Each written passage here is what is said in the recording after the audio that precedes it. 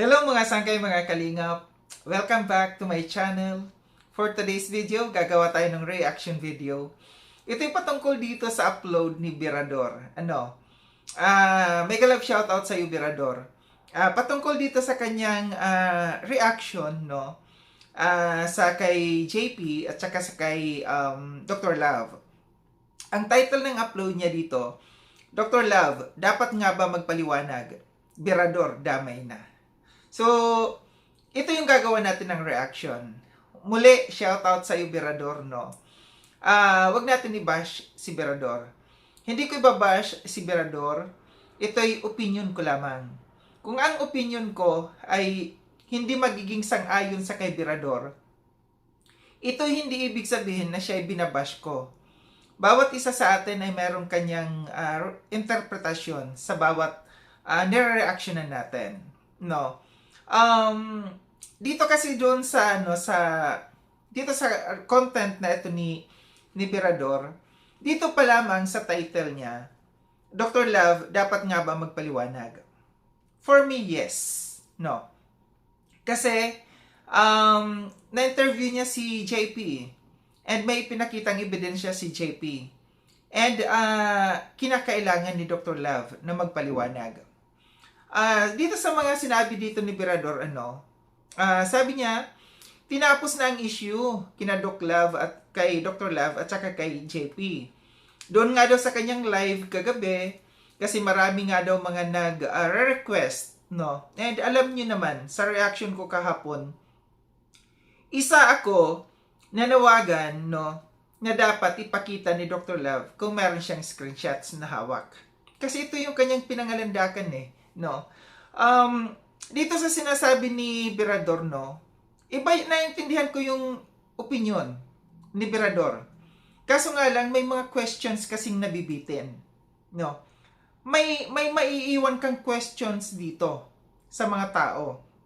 Kasi sabi ni Birador, hindi na kailangan pang i-interviewin si Dr. Love, no. Interviewin niya kasi magkukos lamang ng panibagong gulo. Kung sakali may maipakitang screenshots at kung sakaling walang maipakitang screenshots. So, may point dito si Birador. Ang sa akin lamang dito, may nakahang na question, no, sa mga viewers, sa atin na mga reactors. Kasi para sa akin, no, ang isang issue kailangan matuldukan sa pagiging fair. Na-interview si JP, and dapat interview mo rin talaga si Dr. Love, at kahit kinakailan marinig din natin yung side niya. Whatever it is na sinasabi niya, na kung ma-interview niya si Dr. Love, baka magpanibagong issue na naman. Kaya gusto niya matapos, matuldukan. And sabi niya, si Dr. Love kasi, inobserbahan daw niya yung live ni Dr. Love, wala na raw pasaring si Dr. Love, puro kanta-kanta, puro shoutout na lang ang ginawa ni Dr. Love. So, para sa kanya daw, ay ito'y isang pagpapatunay na tapos na yung issue. Wala na yung issue. What if, no, ito yung tanong, what if kung ngayon lang yan, ginawa ni Dr. Love? What if gumawa na naman siya ng issue sa susunod? Kaya nga, hindi pwedeng hindi interviewin, no? Para hindi maging bias, matatawag na bias or unfair si Birador, kasi dito inamin niya mismo. May mga nagsasabi daw dito sa kanya na para hindi siya maging unfair, para hindi siya maging bias, no? Pero sabi niya, nag-message naman siya kay Dr. Love, no, na-interviewin niya. And pumayag si Dr. Love. Nga lang, ang dito, si Birador mismo yung umayaw na wag nang interviewin pa muli si Dr. Love. Kasi nga, yun nga yung kanyang, ang kanyang magiging, naiisip niya na baka magkaroon na naman ng panibagong issue. Sa akin, hindi pwedeng tuldukan ng ganon. Kasi lalabas talaga na unfair. No? Lalabas na magiging bias. Kasi nga, kung may gusto kang isolve na isang problema, kailangan mong pakinggan ang both sides, no? Para ma-solve talaga yung problema. Hindi yung porket Natanong mo na yung isa, si JP. Nakita mo lang si Dr. Love, nagkanta-kanta na lang sa kanyang live. Nag-shout out na lang. Tapos na, solve na para sa iyo. Hindi yun tama, no? Hindi yung tama, no, na pamamaraan na sa isip mo, solve na dahil yung isang tao na nahimik. Ito yung tanong ko ulit. What if, mamayang gabi, mag-live na naman siya? Mayroon na naman mga pasaring. Masasabi mong solve na yon? Diba? Kailangan pakinggan both sides, no? Kasi sa totoo lang, kung ako sa side ni JP, sobrang unfair sa kanya.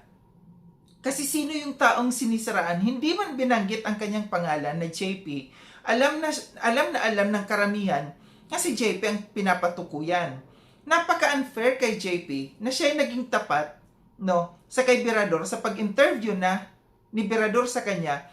Naging tapat siya sa kanyang mga sinabi, tapos wala kang maririnig na paliwanag dun sa isang tao na naninira sa iyo. Diba? So, that's unfair, no? Kung sana, no, kung ganito rin lang naman ang naisip ni Birador, di sana hindi na niya in-interview pa si JP.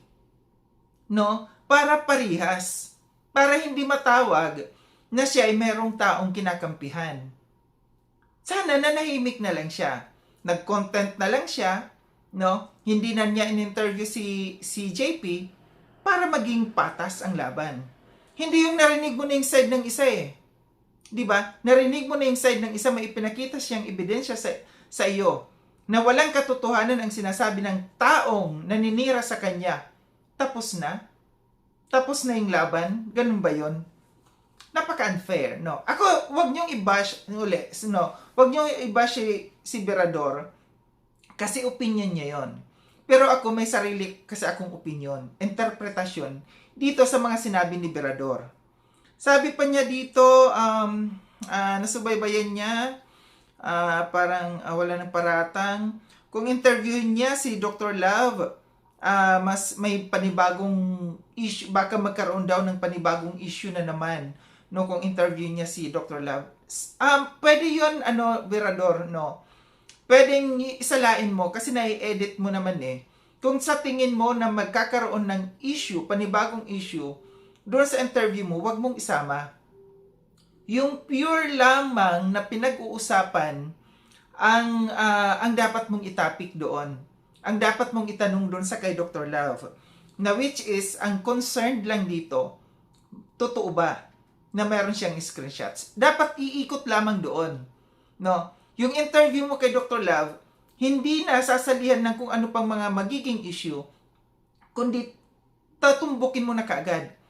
Dr. Love, may katotohanan ba? Kung may katotohanan, ipakita mo ang resibo. Kasi si JP, naging tapat sa akin. May ipinakita si JP sa akin, no? Na walang GC na yung sinasabi ni Dr. Love. Ganon din dapat itong itanong niya dito. Dito kasi sinasabi ni Birador na what if daw may maipakita si Dr. Love, edi basag si Dr. Love. Totoo. Kasi dapat malaman natin kung sinong gumagawa ng kwento lamang na para masira yung isang tao. Kasi parang lumalabas kasi dito, parang pinagtatakpan mo na si Dr. Love. Na kung sakali meron man katotohanan na walang maipakitang screenshot si Dr. Love, mababasag si Dr. Love ng mga bashers, no? Isabi niya parehas naman ito kalingap, dapat hindi na lang. Sino bang nag-umpisa dito? 'Di ba si Dr. Love? Sino bang nag-umpisa? Sino bang nag-create ng gulo na ito? Or ng issue na ito? 'Di ba si Dr. Love? Dapat tuldukan din ni Dr. Love. Ito yung point ko. Ito yung nakikita kong point dito. Walang yun nga, alam niya na ang iba, sabi naman in fairness dito kay Birador, no, sinabi niya naman na alam niya yung iba na hindi mag-a-agree sa kanyang ginagawa. And isa na ako dito, na hindi ako agree dito sa ginawa ni Birador, kasi lumalabas lamang na naging bias talaga siya dito. Na hindi siya naging unfair. Hindi siya naging tapat dito sa kay JP. Na sana, in-interview mo na itong isa, interviewin mo rin yung isa. Huwag mong iiwan na parang nakahang yung mga tao. Nakabitin yung mga tao. Kasi ang lalabas talaga dito, pinagtatakpan mo si Dr. Love. Kasi inunahan mo na eh. What if walang maipakita ngang screenshot si Dr. Love? Anong mangyayari kay Dr. Love? Ibabash. So sa tingin mo, okay lang sa'yo na si JP ang ibash? Huwag lang si Dr. Love? Ganon kasi ang lumalabas, no? So kung tayo, maging responsible tayo, kung meron tayong inuumpisahan na isolve na isang case, na isang kaso, tapusin natin. Huwag natin hayaan na na nakahang, no? Huwag natin hayaan na makikitaan tayo ng bias, na pagiging bias. Sana man lang sana, no, hindi ka na nakialam. Hindi mo na in-interview si PJP kung ito rin lang naman pala ang pananaw mo. Na oops, kung walang maipakita si Dr. Love, kawawa si Dr. Love. Babasagin ng mga bashers si Dr. Love. And sabi niya naman, what if may maipakita si Dr. Love? Si JP naman ang babasagin. Nasa kanilang dalawa yon, no? Kasi paano masosolve yung isang case kung isa lamang ang pakikinggan mo? Sana ito isang ito hindi pagbabash sa kay Berador. O ulit-ulitin ko. Ito hindi pagbabash kay Berador, kundi ito isang opinion, no? Na para paano mo masosolve yung isang case, no? Kung isa lamang ang pakikinggan mo at yung isa narinig mo na wala nang pasaring yung isa, no? Wala nang sinasabi sa kanyang live, puro na lang pakanta-kanta, pa shout out. Hindi yun reason. Hindi yun reason na porket nanahimik na, solve na. Ang tanong dito, totoo ba na mayroong screenshot siyang hawak? Ito yung dapat ma-solve. Na ito yung dapat itanong. Kasi si JP may ipinakita na wala silang GC. Saan nakuha ito ni Dr. Love? Na kung totoo man na may hawak si Dr. Love. At kung walang hawak si Dr. Love, kawawa naman si JP. Kasi yung iba naniwala, yung mga supporters ni Dr. Love naniwala sa kanya. At si JP ang binash. So, paano masosolve kung isa lang yung iyong interviewin? Sana maging fair. Ito lamang yung sa akin, no?